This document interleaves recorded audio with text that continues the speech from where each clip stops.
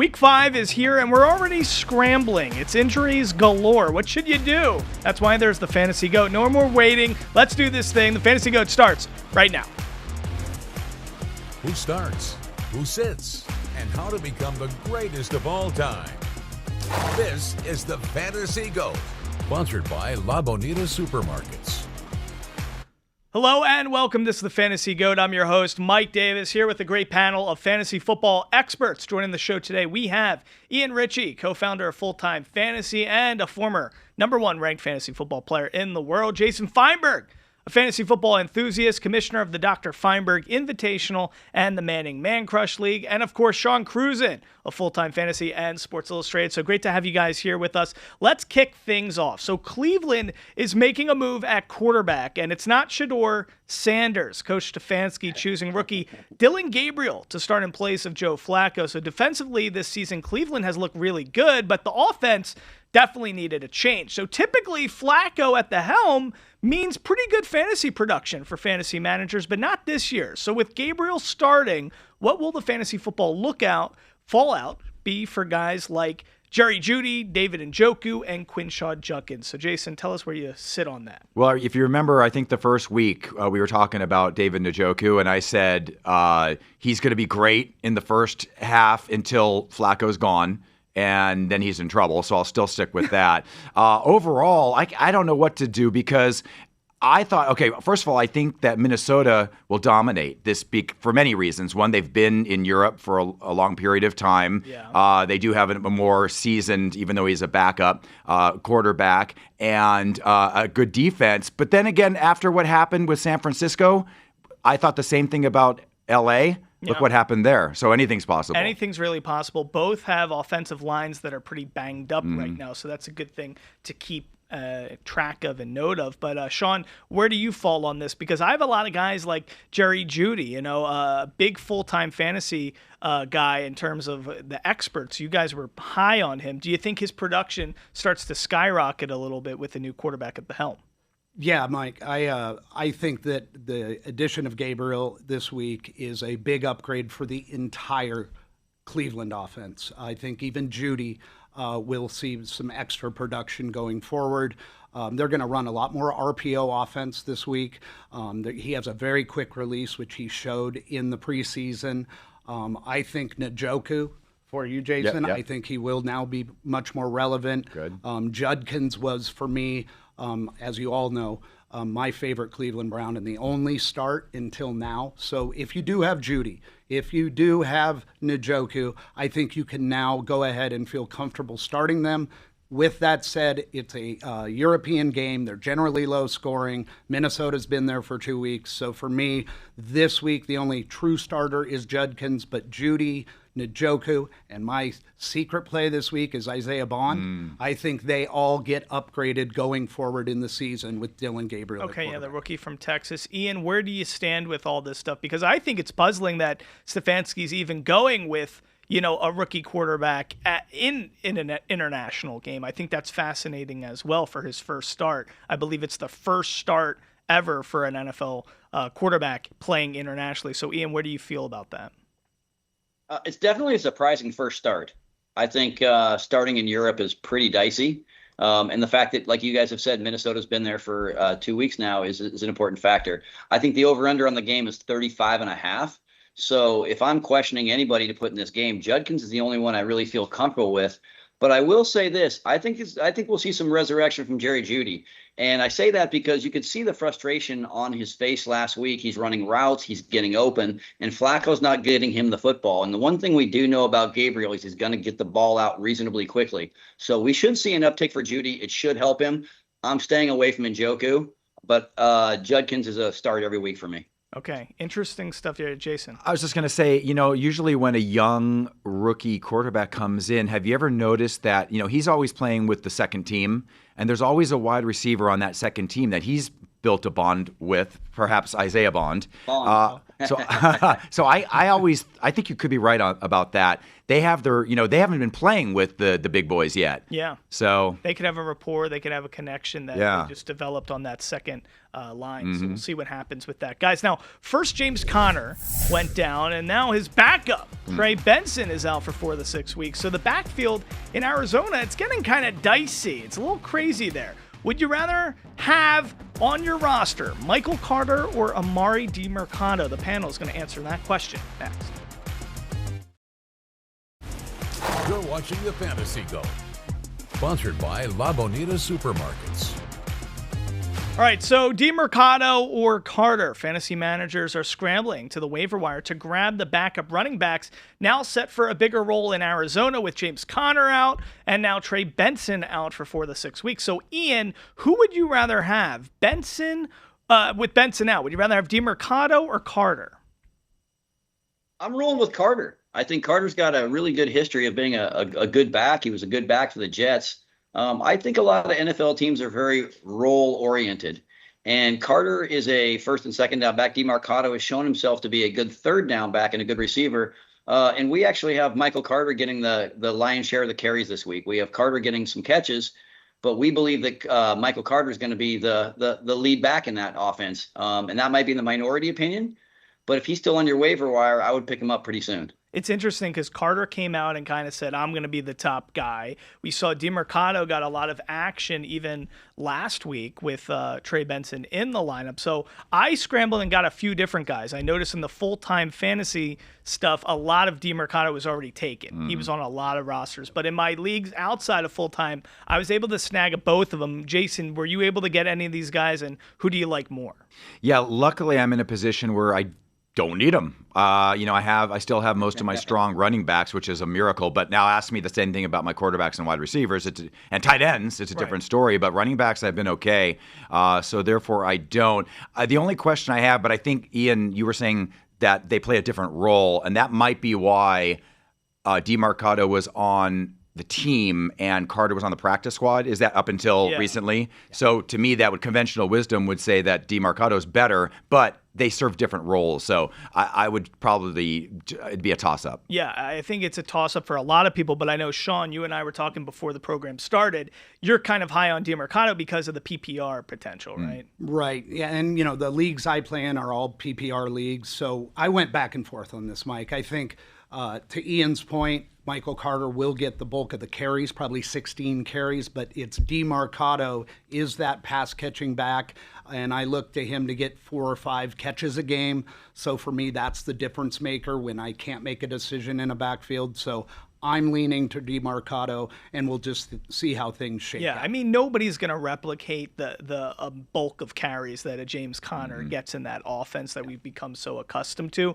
My question is, Sean, do you think in these types of leagues where we know, Conner's out for the year, Trey Benson, it's for the 6 weeks, how critical is it for fantasy football success to find these Demercados that kind of just hold you over for 3 or 4 weeks? You squeeze the juice out of them for what they can give you, and then you dump them and toss them when they don't service you anymore. How much of that culture and action is part of what leads to success in fantasy football? The waiver wire is huge, especially in the high-stake leagues where there's not a lot on the wire. So like Michael Carter this week, to Jason's point, he was available in a lot of leagues. And if you needed a back, you were going all in. For me, I generally don't sell out on someone unless a Connor situation, the lead back goes out for the year. I was heavy on getting Benson that week. So it is important. If you have nobody, it really depends on the makeup of your team. I would say look to your bench first.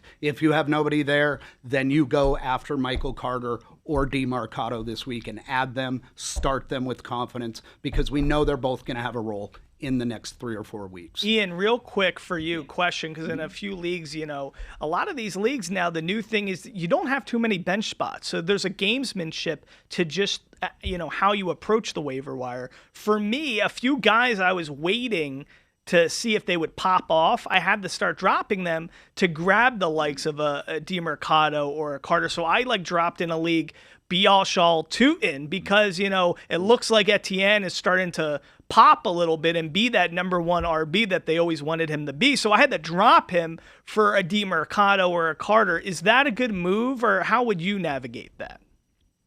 Well, so I always, and Sean and I talk about this a lot, especially, and you'll see a lot of the best players in the world do this. It's a little trick.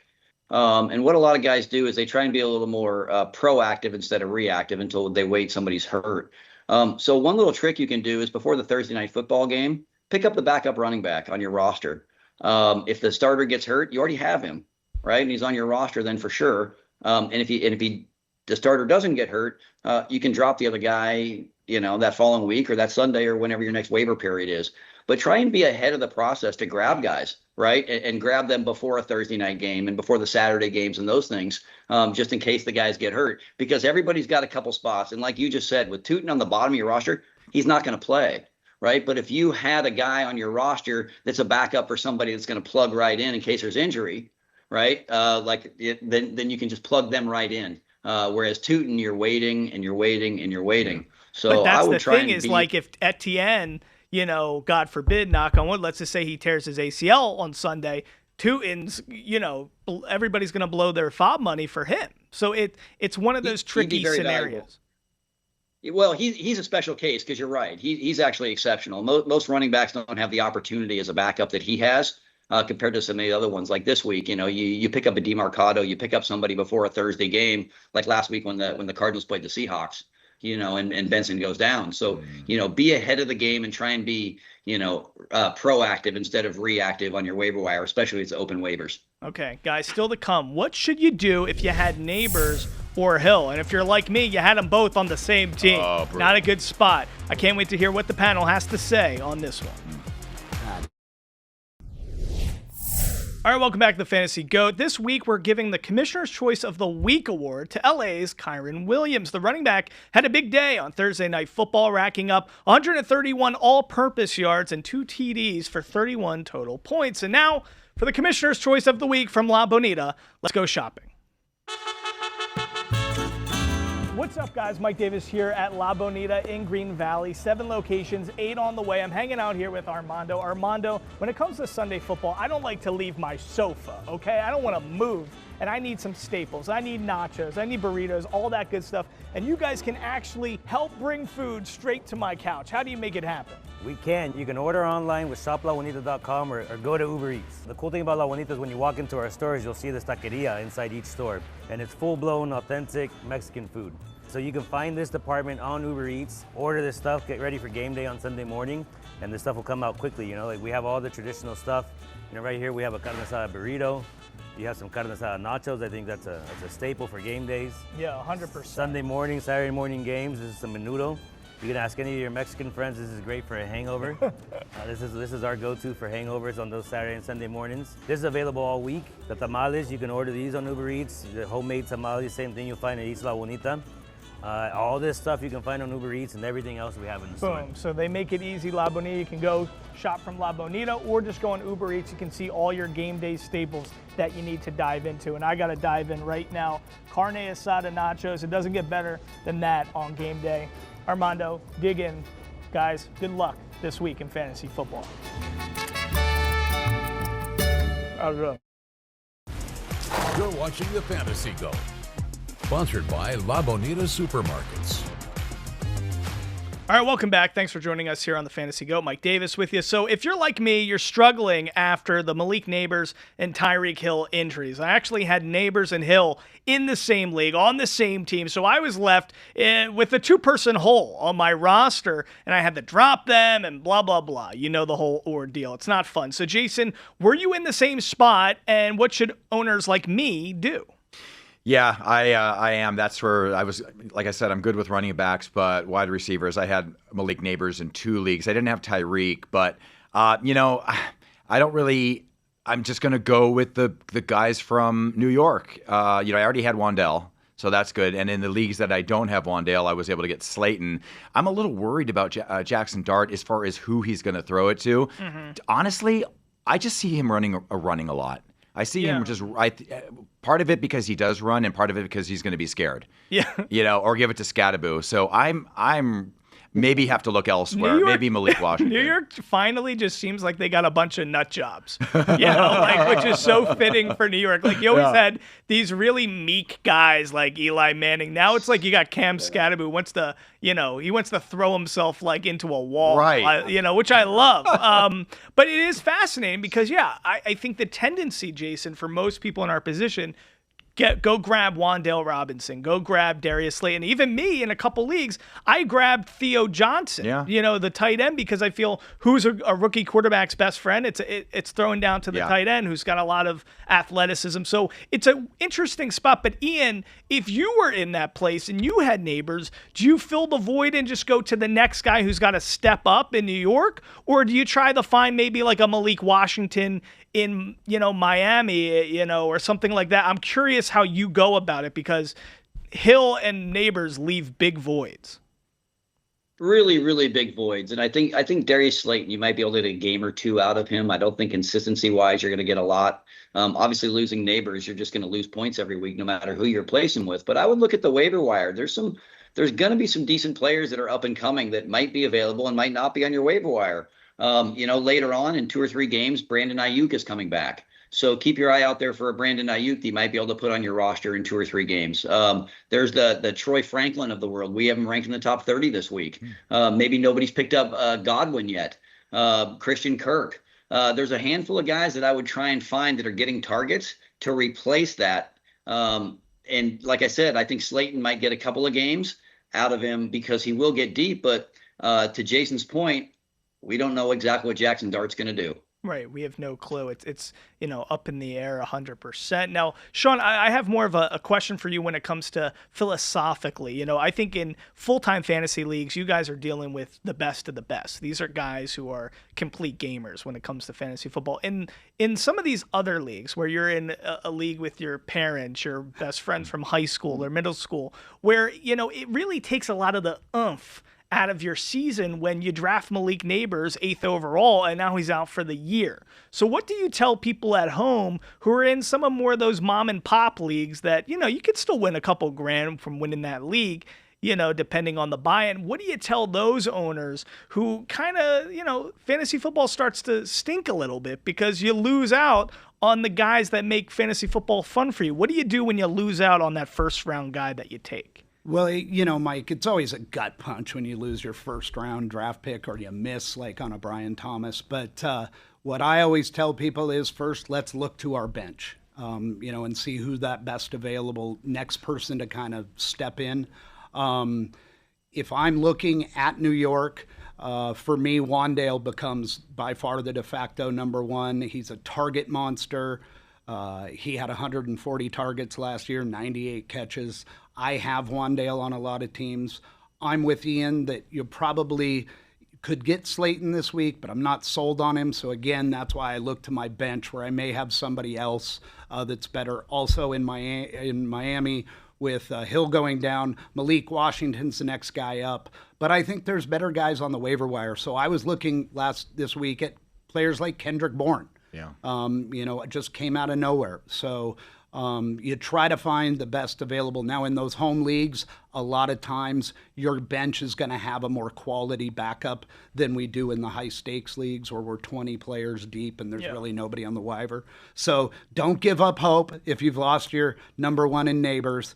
Just look to who you drafted there in the 8th or 9th round and say, okay, I'm okay with Pickens being my number one. Yeah. And, you might have a Judy or Ridley and you have to start them, but, they should regress back to the mean, and they are talented. They just haven't had good starts. So hopefully you can bank on that. Listen, for some cross-network promotion here, the show I do with our producer James and former Minnesota head coach Mike Tice, he said, I asked him, why are we having so many injuries? It feels like there's more injuries than ever before. He's like, these guys are soft. They don't do training camp hard anymore. They're not prepped and primed for these injuries, and they don't have the good foundation for the season once it starts getting going. So we'll see what happens throughout the rest of the course of the year, but it's a lot entering week 5. Guys, coming up after a short break, there's still more GOAT to enjoy. When we come back, we're staying in Miami. We're actually talking about Darren Waller. Is he set to be fantasy football relevant again? What to do with Waller next? You're watching the Fantasy GO.A.T, sponsored by La Bonita Supermarkets. All right, what can I say? I'm a fan of Darren Waller. I interviewed him here in Vegas during a kids football camp he put on, and he's just a good dude. He's actually related to the famous jazz musician I love, Fats Waller. We all know the song Ain't Misbehavin'. That's a whole nother story. The one we need to focus on right now is whether Darren Waller is set to be fantasy football relevant now in Miami. So, Ian, are you buying or selling on Darren Waller, especially with Hill being out? I'm a big buyer. Sean can tell you, Sean and I both drafted Darren Waller in a lot of early drafts this year, thinking that, hey, this guy could come out, he could put up numbers, not Jonnu numbers, but put up some really good numbers as a tight end in that offense. With Tyreek down, I think that ability goes way up. I'm a big buyer on Waller. I like him. We have him ranked number 6 this week. And with Tyreek on, like I said, I think his targets continue to go up. Yeah, I agree. I'm big on him as well. And it just seems like he's in one of these offenses that are going to be playing from behind. They're going to be a lot of junk points. And I like it. Jason, how about you? Are you big on Waller? I did pick him up in the full-time fantasy league, my Angry Cats team, the one that we're in. Yeah. I play Tanja, so I made the right choice at least for this week. Who knows? Maybe if Waller has 2 touchdowns, he might surpass. I wish you didn't get him because you're doing too good in that league right now. Jason's killing it when it comes to full-time fantasy in that league, undefeated, top of the heap. Sean, real quick, we got about a minute left. Tell us, what do you like Waller? I'm going to go with the Godfather, Ian, here of fantasy. I would be buying Waller. Temper expectations, though. He is a red zone target. He is the de facto red zone target for Miami. But keep in mind, I'm only expecting 3 to 4 catches a week. So if he doesn't score, like most tight ends, he's touchdown dependent. They have to get to the red zone. Yeah, he's not going to be a Bowers. He's not going to be a McBride. But he could have his 7-point weeks, and he could also have his 17-point weeks when he scores. Okay. So that's where I would be with Wall. We'll see what happens. We hope he's behaving, not ain't misbehaving with his family. Hey, Mike, and I guys, thanks so much, Ian, Jason, Sean. I'm Mike Davis. We'll see you next time. Good luck in week 5.